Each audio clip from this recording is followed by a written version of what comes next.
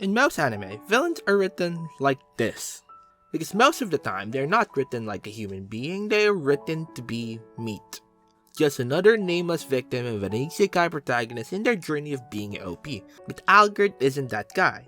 Even though he's quite a dummy, for some reason his story's better than the average villain. Which isn't a normal archetype for a great villain, because how often do you find a well-written antagonist that is kind of a dummy, but still has a good story arc? This video is about Algard, and by extension the great character writing in the show, and how his impact in Magical Revolution showed it is one of the more well-written anime this winter 2023. Massive spoiler warning for Magical Revolution. Magical Revolution, or this very long title that I am displaying right now, is a show about Princess Anis, or Anisphia von Palitia if you want the full name. She's a princess for a generic fantasy anime kingdom who is a mad scientist in love with her work and her brother's fiance. Said brother is the aforementioned Prince Algard, the subject of this video, and who is technically the only legally heir and crown prince of their kingdom. At first glance, the anime implies this cliché political crisis as a source of possible tension between the siblings. Basically, Anis' supporters are pro-reform and magic rights, and Algard's people are anti-reform and magic rights, with the traditionalists being the vast majority of the nobility. Pretty basic, right? This was supposed to be the classic royal sibling rivalry representing different political factions, which our isekai protagonists will easily oppose with their overpowered powers and unimaginable large amounts of good luck. Then the reveals start happening, and suddenly all the massive events and story details start to get rewritten in Algard's perspective, giving context to his conflict with Anis, but also explores the series of events that led to the climax between the two siblings.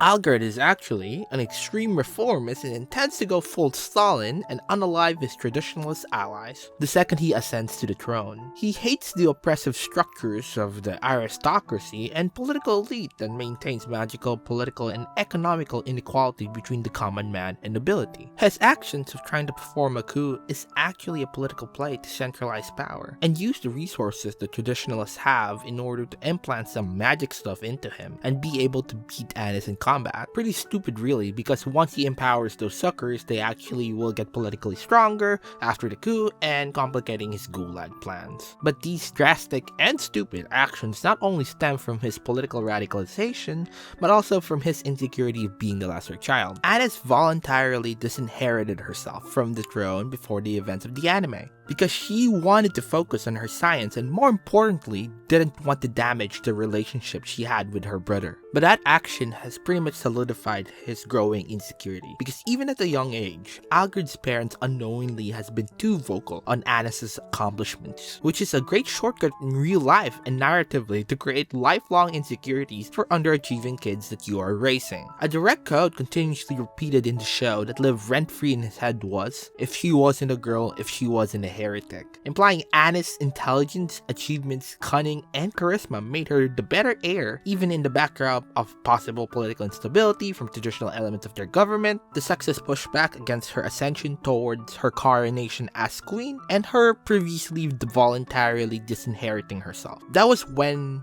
they were freaking 10. Imagine how that felt as they grew up into adults. This reveal of Algard's character before the eventual fight laid the foundation of the complex motivations for why he is doing what he does. That he was multidimensional, and there was a massive factor to why he pursued the actions that he did, and at least delineated him from the vast majority of disposable characters, because at least he had a motivation that was not cartoonishly evil. The beauty of Algard's story isn't just because of who he is and what he did, with the impact he had by existing. A villain is disposable because their existence is minuscule in comparison to the plot and, to an extent, the world they live in. No one mourns for their loss and defeat, not even those who watch the anime that they were from. Who were they in the story, other than the meat bag to be destroyed?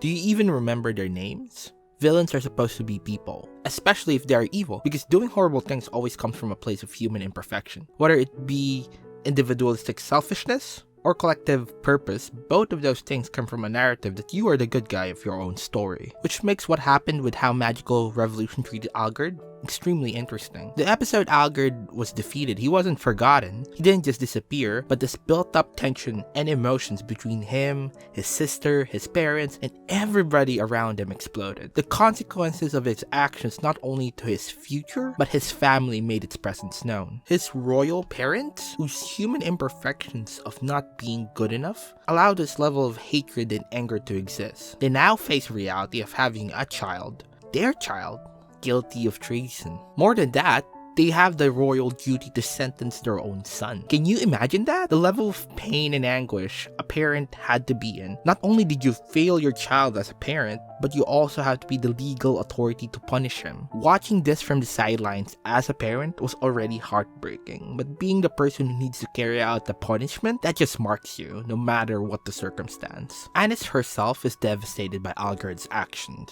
being depressed by the events of the attempted regicide by his brother. As much as they have become distant over the years, she has always cared about him and cherished the moments they spent together. Heck, her play of disinheriting was the culmination of her prioritizing her brother over her ego and ambition as being the princess in line for the throne. It not only destroyed her relationship, but also cemented a deep hatred that led to a series of events that plunged the kingdom into political chaos. Her devastation is shown in the full light in the last interaction they had before he was exiled, in a scene in which he was to meet him for a final goodbye, an event defined by all the emotions they have been building up for. With the pretense of politics and emotional detachment finally removed, two siblings finally had an opportunity to say what they wanted to say to each other.